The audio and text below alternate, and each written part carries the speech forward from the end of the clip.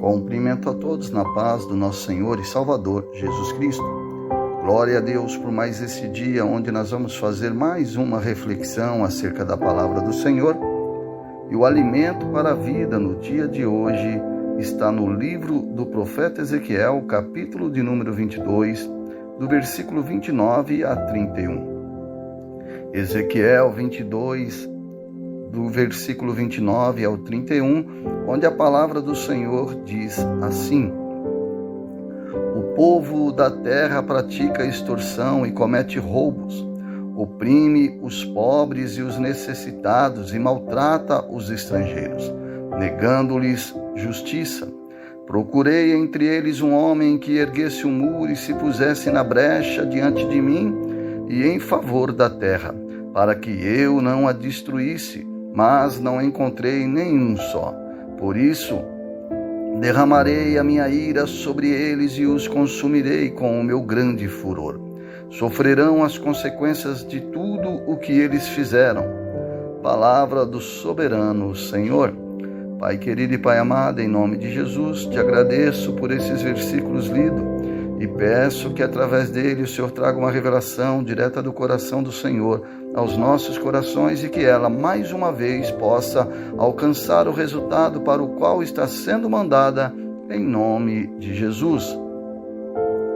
O livro de Ezequiel relata um dos piores períodos da história de Israel.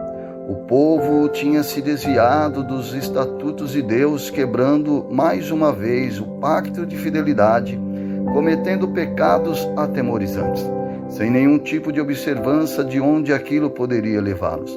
Mesmo com Ezequiel anunciando nos primeiros 24 capítulos do livro sobre o castigo que viria sobre o povo caso não se arrependesse.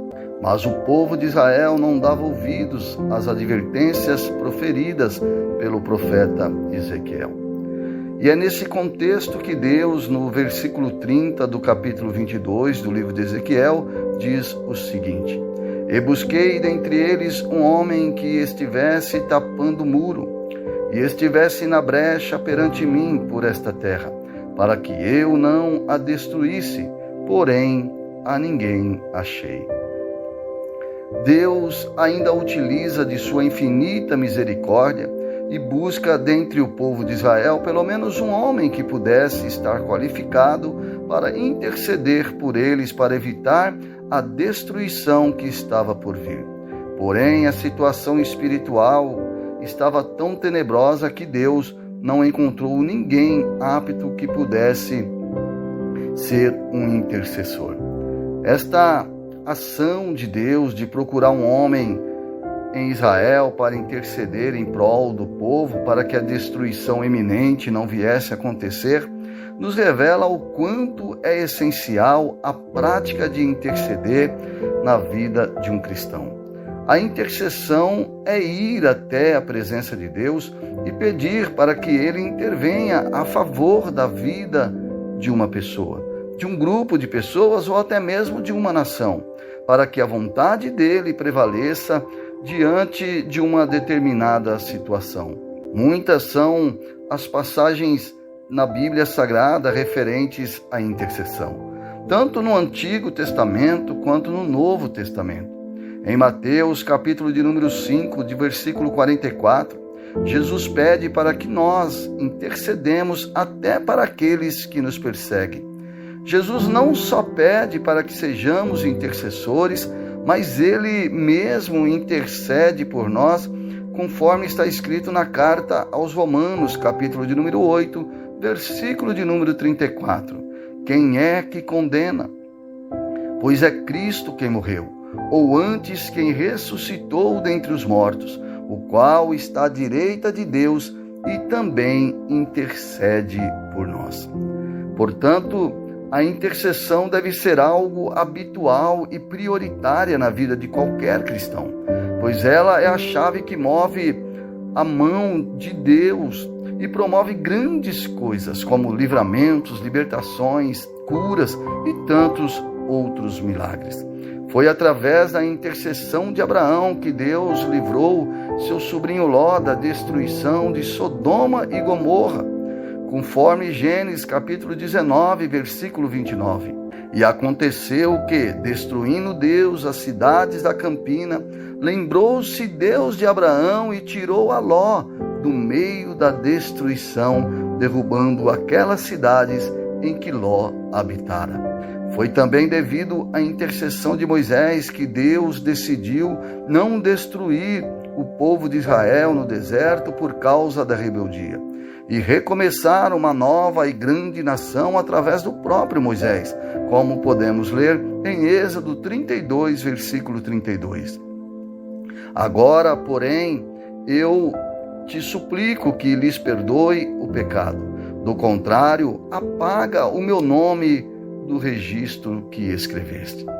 Além de livramentos, a intercessão também promove a libertação, pois foi pela intercessão da igreja que Deus enviou um anjo para libertar Pedro da prisão, como está em Atos dos Apóstolos, capítulo 12, versículo 5.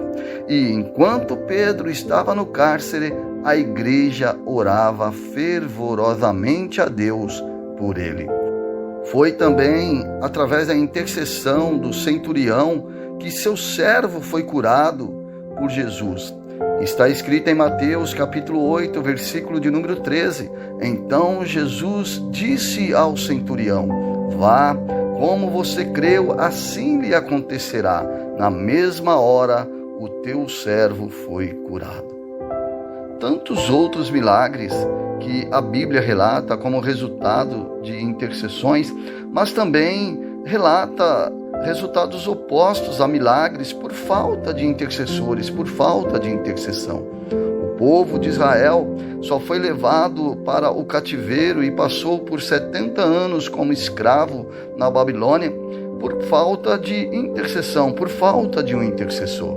Portanto, eu quero finalizar esta reflexão dizendo também que nesses momentos difíceis que estamos vivendo sobre a terra, crises espalhadas por todos os lugares, assim como no período em que Israel passava pelos seus piores momentos, Deus também tem procurado hoje pessoas que estejam aptos a interceder, sempre lembrando que a nossa luta não é contra a carne e nem contra o sangue, mas contra os principados, contra as potestades, contra os príncipes das trevas desse século, contra as hostes espirituais da maldade nos lugares celestiais. Nunca deixe de ser um intercessor, nunca deixe de interceder. Indiscutivelmente, a última palavra sempre será de Deus. Amém e graças a Deus.